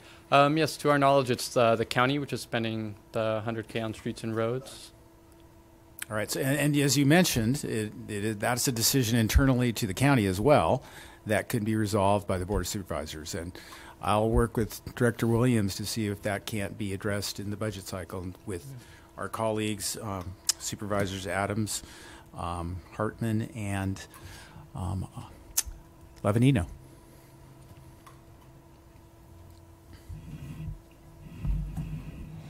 Okay, well, this item was just to receive and comment only. No motion is required. Do I have any more comments from Santa Barbara? Okay. Any comments here? Okay, and is there any public comment at this time in Santa Barbara on this item? Nope, there isn't any. Thank you. Public comment No here public either. comment here. Thank you. Thank you. Okay, moving on to item number 8. Madam Clerk, could you please read item number 8? Item 8, Regional Census 2020 Complete Count Effort Overview. 8.1, receive a presentation by County of Santa Barbara Executive Office staff on the current state of the region's census 2020 complete count efforts. And 8.2, provide conceptual direction to SBCAG staff about the role, if any, that SBCAG may want to play in strategic planning, implementation oversight, or financial oversight. Good morning. Good morning, Directors. Dennis Bazanich from the County Executive Office, and here to just give you an update about where we are in preparation for the 2020 census. Couple of things to make note of. This is, as you know, done once every 10 years, and it is designed to be a count that occurs on April 1st, 2020. That where you are and at that moment in time, that day is where you should be counted. And that's particularly important because of the large number of students and other folks that move in and out of our community quite frequently. That day is a really, really critical day about where you are. This coming census is going to be particularly challenging for a couple of reasons. This will be the first time where you're going to be asked to complete your census form online. And there are large segments of our community that is going to be difficult to do and difficult to accomplish. There will be a bit of a barrier for many folks to complete that census online. The other one is probably more well known to you because of all the news stories about it. The question is still unsettled at this moment about whether or not there will be a question about citizenship included in the census this time around. And for many people who live in fear of government, live in fear of enforcement of immigration laws, that may be a barrier to them participating because of their fear of perhaps reprisal or other things. So we do have some real challenges this coming year with the census. What's most important, I think, for SBCAG to recognize and for each of your cities to recognize is one of the important things that the census data does provide is it helps determine, in very many cases, the amount of money you receive for things like transportation projects that we've been talking about today, for other social programs, including public health funding, including social services. And so when you look at the dollars that are at risk here, the current estimates are about approximately $2,000 per person per year for the next 10 years that we lose in funding for every single person we undercount. $2,000 per person per year for 10 years for every single person we undercount. That means a lot to this board, to your local government, to your cities, to the county. The other critical piece, as you well know, is that this also helps determine the number of representatives we have in our congressional delegation. And that, at the time of the 2010 census, California actually came really close to losing a seat in the House of Representatives, which when you think about it would be highly ironic given the kind of growth we see in the state. But a large part of that was due to just the historic undercounting of large segments of our community. And it will also be used for many of you for the first time, for both state and local redistricting, including in your cities, as you have to rebalance your districts. If you run your cities on district basis, that redistricting will occur in 2021. I'm going to point to this map because you're going to see a series of these maps in the slides. It's my sneaky way of getting you to see other things without putting more slides in the deck. But this is an area of Santa Maria.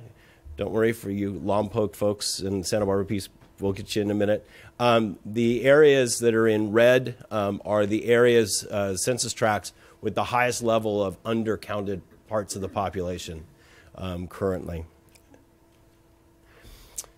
So in California here, Governor Brown established a statewide complete count committee to ensure that the state gets its fair share of federal resources as well as representation. They've allocated $90 million statewide for a complete count outreach effort. $30 million of that goes to counties. About another $30 million goes to local CBOs and philanthropic organizations to also aid in that complete count. And another $30 million is going to go towards statewide efforts that they'll do out of Sacramento. Our allocation, as Santa Barbara County's allocation of those funds is $354,000 that will come to us that we can use in looking at local outreach efforts to make sure that everybody gets counted for the census. And I'll talk a little bit more about that in a moment. So thus far, what Santa Barbara County has done is that we did establish a steering committee made up of local philanthropic organizations, we invited folks from your city staff. We've invited folks from local nonprofit organizations to begin to create the beginnings of a strategic plan. That's step one. We did opt in. The Board of Supervisors took action to opt in to receive our share, that $354,000 I mentioned a moment ago. We did opt in for that funding, and that requires us to then submit a strategic plan, an implementation plan, and a follow-up plan over the next 15 months. And then really I'm hoping to work with and through SBCAG, regional committee structure. And I think there's a real advantage here to working with you.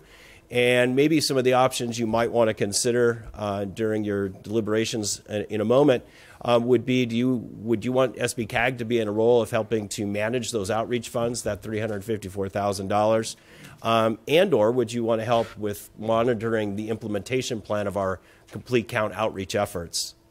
I'll just point to this next map here. This is the Lompoc area and a couple of areas of kind of low participation in downtown Lompoc, and for some reason that northwest corner of Lompoc as well had a fairly low rate of participation in the census. And here's a bit of a timeline of where our mile markers here. So across the top are deadlines associated with the state program and the state funding. Across the bottom are some of these county deadlines, things that we have to do, actions we would have to take here locally. Note the items marked in red are items we've already moved forward with and have completed those successfully and on time. Our next action is really going to be to turn in a strategic plan on or about April 22nd. And then an implementation plan that will be put together over the course of the next several months, and that will be due in September, at the end of September.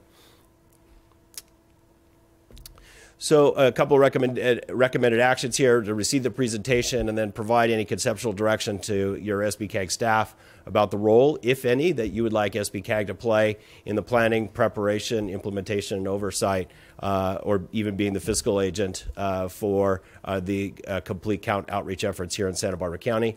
And with the last note, I'll point out here the South Coast area map of Isla Vista with a low participation rate, and also the lower west side of the city of Santa Barbara.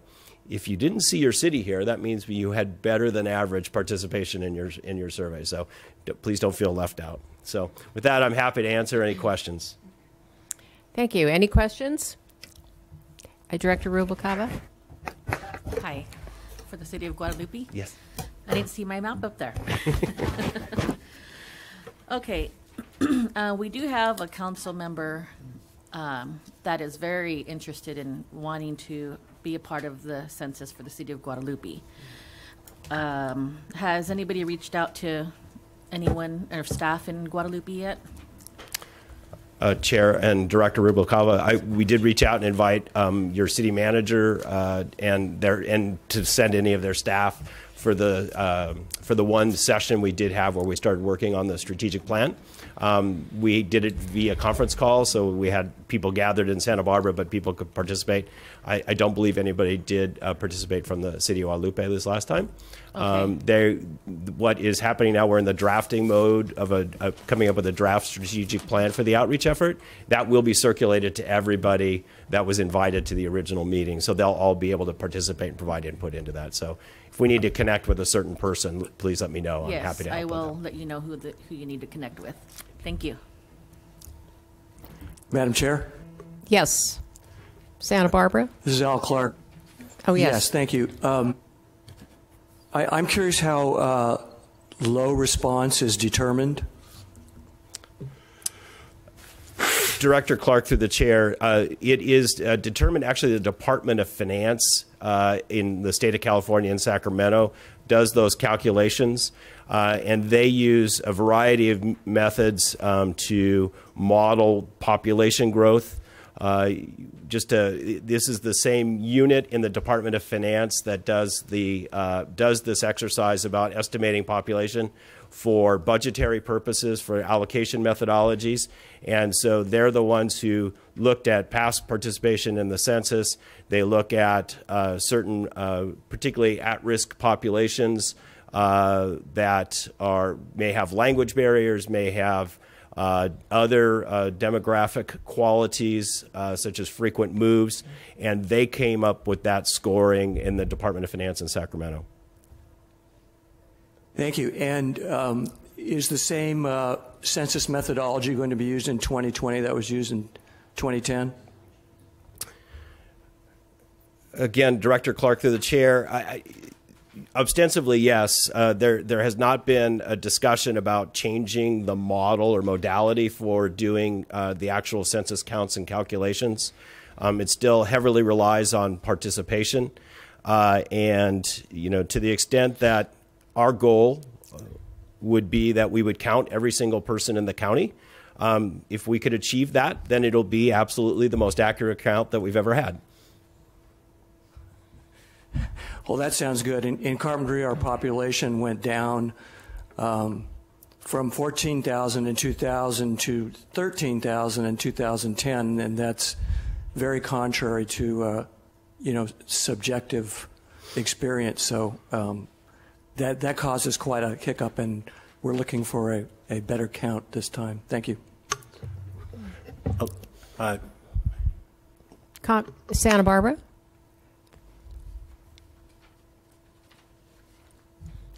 Yeah, I had a question. Okay. That's Stuart Kasdan from Goleta. I guess it's really a follow-up on this. What the role of the cities will be in terms of the outreach effort? Let's say, for example, what has been the role in the past? And is there, let's say, for instance, would we want to have money set aside to support it? Or what sort of things should we expect? Thank you. Director Kasdan, through the chair, excellent question. In the past, there have not been resources allocated from the state of California like this $90 million budget that has been established this time around. I think the experience in 2010 really concerned many folks, and probably would concern all of us as well, that we had a level of undercount in statewide that put actually one of our members of our House of Representatives at risk in the next redistricting process, as well as all the funding we would potentially lose out on. I can share with you that there are jurisdictions, particularly those in the large urban areas, that are putting in additional general fund resources, whether it be at the city level or at the county level. One example is Santa Clara County is putting in an additional $6.1 million of general fund into their efforts. I'm not suggesting we are comparable to Santa Clara County in any way, but it's indicative, I think, of what other jurisdictions are doing to actually help support the complete count efforts. That choice and really through the development of the implementation plan that will begin in April will really be the effort to begin to influence what it is that would happen, let's say, at the county level versus what might happen at the city level versus what may happen at the health clinics and what may happen at schools and through a variety of other means of reaching out to populations. So I think that's development of that implementation plan. And again, this is where I think SBCAG and this body working through its regional subcommittee structure becomes highly valuable in terms of being able to localize and customize any outreach efforts we might consider in each of your communities. Thank you. Any other comments from Santa Barbara? Hearing none. Any comments from here? Ms. Waite, Director Waite. Thank you. Can you give me an example of a philanthropic organization that would assist in the census collection and how they would go about doing that? Because $30 million is a very large number to be handed out to those types of organizations for this. Director Waite, through the chair.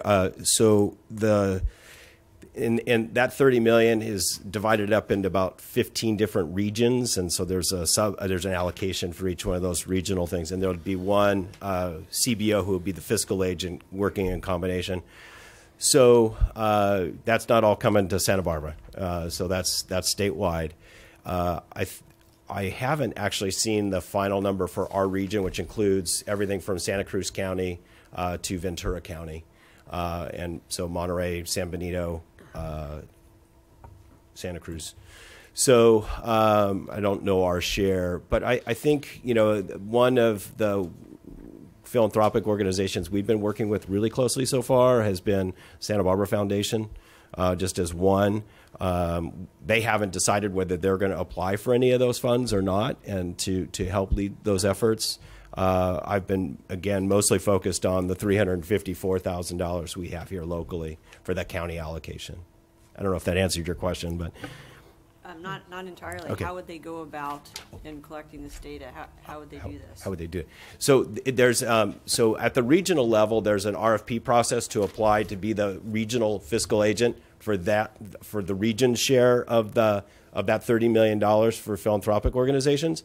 Then most often what they will do is also then do another RFP process for the regional outreach effort. So they would apply through a request for proposal for leading some part of the outreach efforts based on the stated goals for the funding, which is a complete count of all the residents in the state of California. Okay, thank you. Director Mosby. Just wondered if the executive director had a comment on this.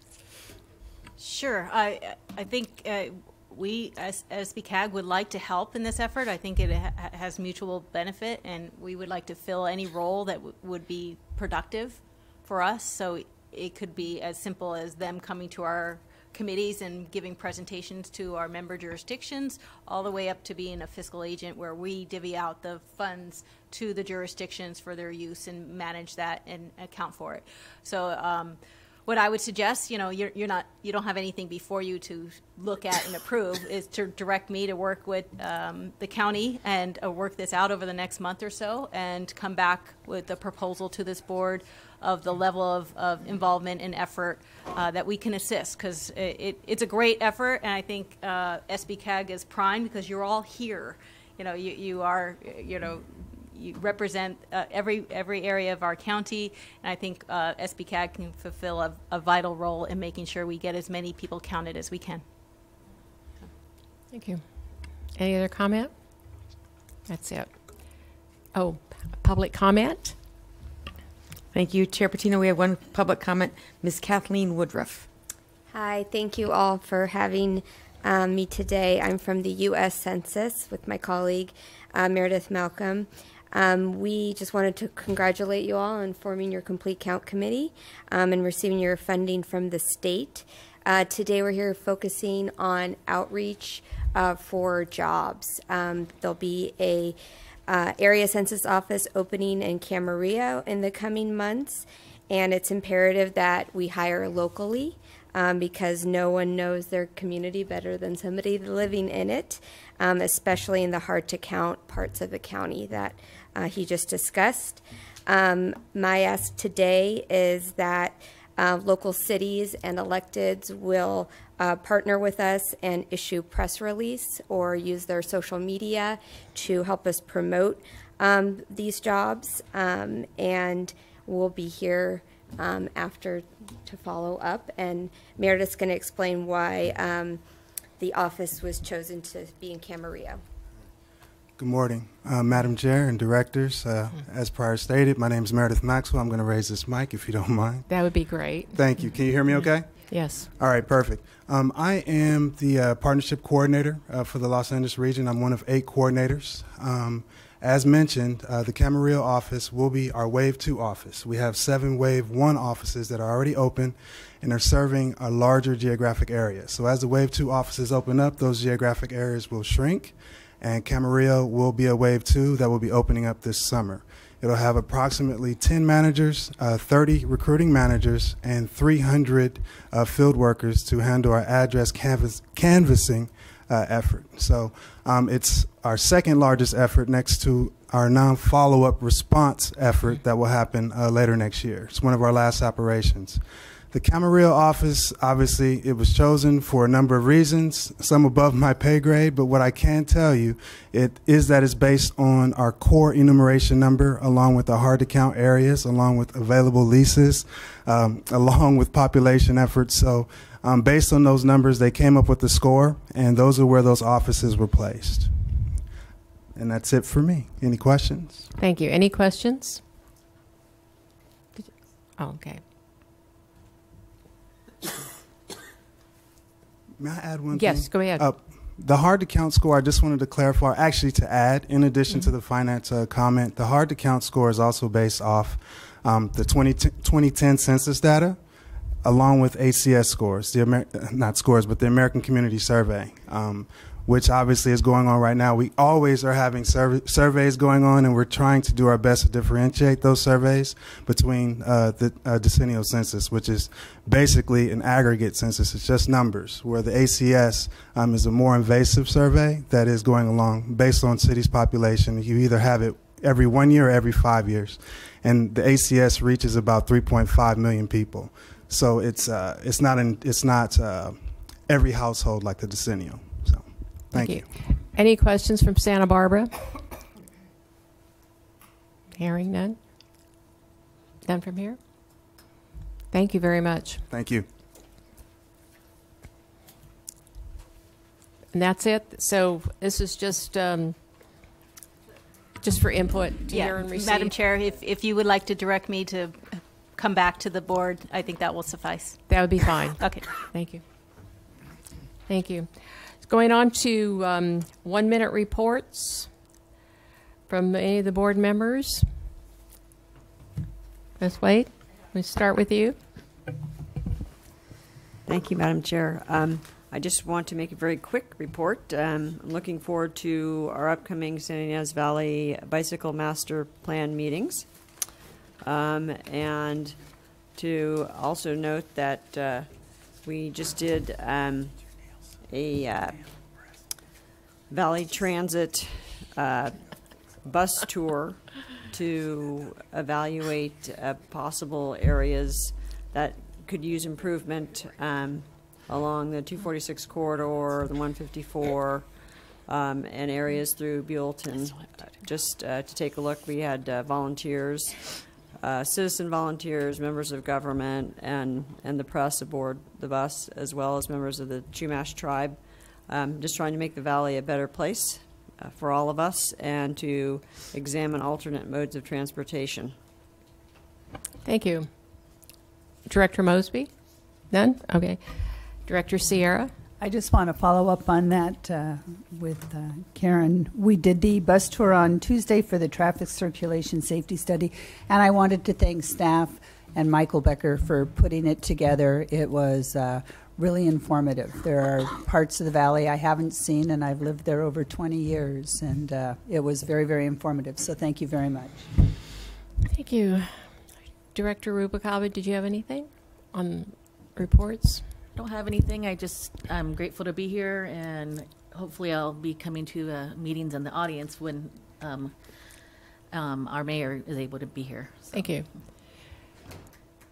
Santa Barbara, do we have any directors' reports down there? Madam Chair, it's Mayor Kathy Murillo from Santa Barbara. Thank you.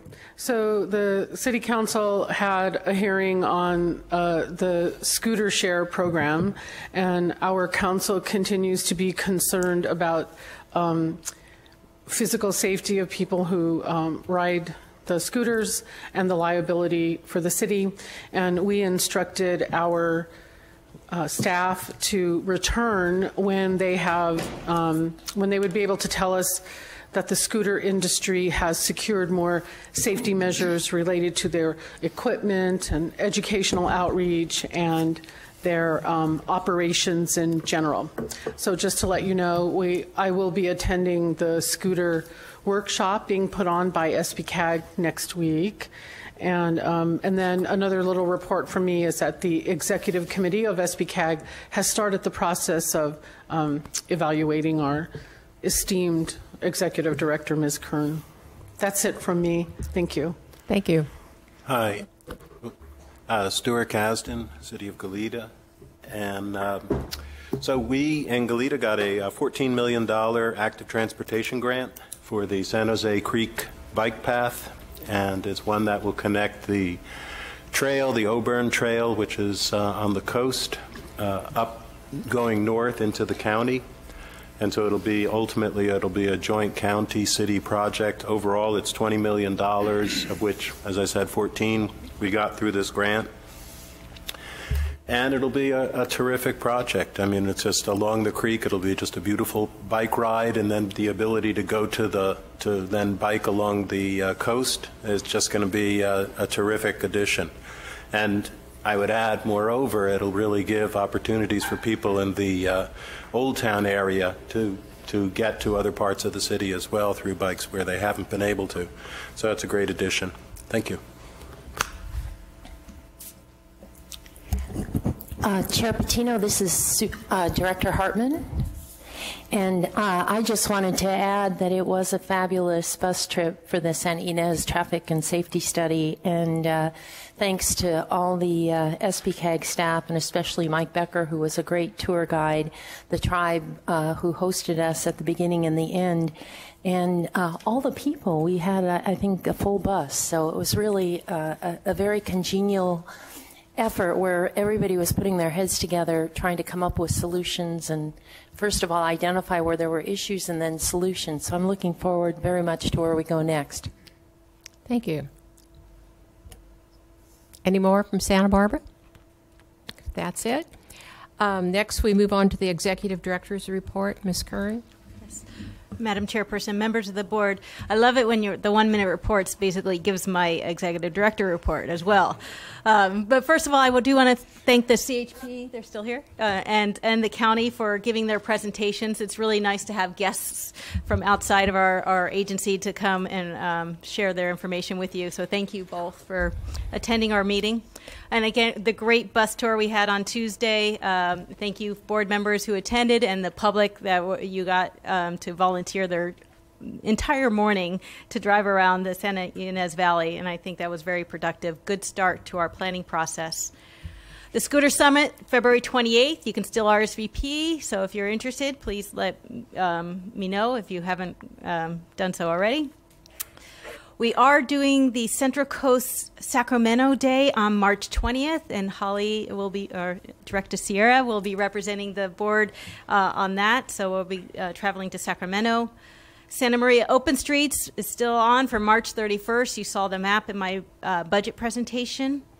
And then the last week of March, we are taking a group to DC to talk about our priorities in Washington. And the ATB grant was also on my list, but that was talked about. And last but not least is the board training. I'm still looking for RSVPs.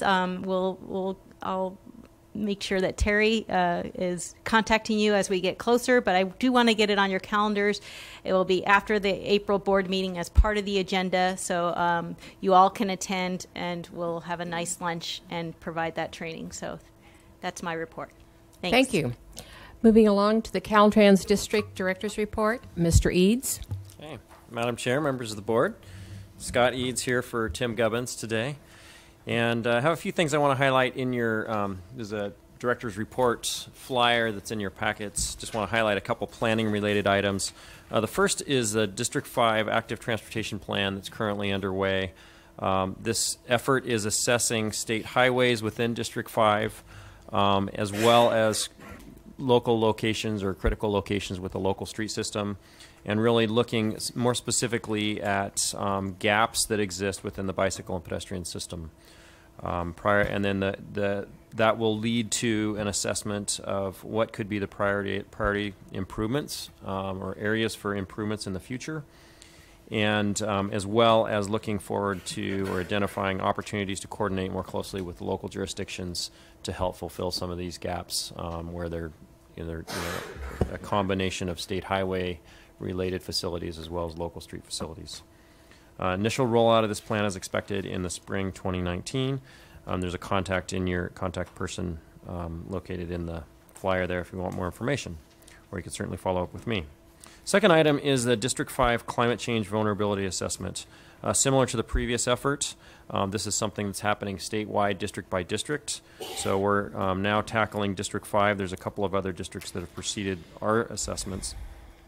And so it's looking really at all the state highway systems within District 5 and focusing on where we might be vulnerable for climate change in the coming years, and identifying those areas where we're most vulnerable. And the plan won't go as far as to identify all remedies. It's really focusing on what are those critical areas, and then that will likely lead to more specific and localized planning assessments with a wider range of local stakeholders to help identify what could we do more localized with appropriate stakeholders to help solve those problems long term. We're looking at the initial rollout of that this fall. Next, I want to touch on a couple things, and that's just really status updates on storm damage response efforts that we have ongoing now. The first is Route 154. As most of you know, probably all of you know, Route 154 is currently closed between Kachuma Lake and the Live Oak Campground. This is due to debris flows that occurred due to recent storms and the previous fire that occurred in this area, where we had debris flow come down, block a culvert, and essentially created a dam that then subsequently eroded a portion of 154. So we have an emergency contract underway to address this. The culvert's now cleared and the embankment is being reconstructed, and we expect 154 to be open again mid-March. Next is 192. Again, we had a series of bridges that have been closed for many, many months due to last January's event in Montecito. Good news is that 4 of the 6 bridges are now open on 192. By mid-March, all but 1 of the 6 will be open. The last remaining bridge that still will be under construction until July, it looks like, is the Montecito Creek Bridge. So the the benefit there is that essentially all of 192 will be open. Montecito is the furthest westernmost bridge, if you will. So it'll really make 192 more passable than it is now for many of the folks that live and drive in that corridor. If there's any questions, I can provide more specific information on the individual bridges. That concludes my report.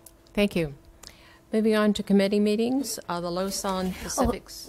Would you take questions? Excuse me. Sure. This is Director Hartman, and this is for Mr. Eads. About the active transportation plan, I just would have a request that as the public outreach effort is developed, if you would reach out to each of the representatives here on the SBCAG board so that we can use our networks to enhance the public participation. Sounds great. I'll pass that on to the planning folks. Any other questions or comments from Santa Barbara? Okay. So the Lausanne Pacific Liner, Director Hart. Well, I'll report on both the January and the February meeting because we had our January meeting after the last SBCAG board meeting. And in January, the Lausanne board recognized Michael T. Bennett's service on the Lausanne board. He was able to come in person from his vacation in Palm Springs. He drove all the way over to Orange County to be recognized for his service on the Lausanne board. And the capital improvement program was approved by the board, which is a minor capital improvement effort at all the different stations in Santa Barbara County, from Guadalupe down to Carpinteria. Provides state funding to make those improvements. And then in February, the draft business plan was looked at for the first time. This is the financial arrangement between LoSan and the state of California to pay for LoSan operations. That'll come back in March. There was also a marketing update, and the Pacific Surfliner has been doing a lot of marketing, trying to increase ridership, and has been very successful. In fact, it's doubled the previous pass-through ticket sale referrals to Amtrak. So the marketing's working. It's getting people to go to the Amtrak website and book tickets. In the future, there will be an update on the status of the high-speed rail program. That's obviously gotten a lot of attention statewide with the governor's comments and President Trump's reaction to the governor's comments. And so that'll be something that LoSan will be looking at, because there are interconnectivity issues between the Pacific Starlight or the Pacific Surfliner and the high-speed rail program ultimately. And then also in the future, there's going to be an update on the transit and intercity rail capital programs that are in the North Corridor, the ones that affect our commute rail program most significantly. And I'll report back from that when I hear more about the status of those projects. Thank you. Moving on to communications, Ms. Kern. Just any questions? There's okay. No. Yeah. And then if there aren't any questions or comments from Santa Barbara, any from Santa Maria? If not, I will adjourn this meeting to the next board meeting of Thursday, March 21st, 2010, beginning at 10 a.m. in Santa Barbara. Thank you.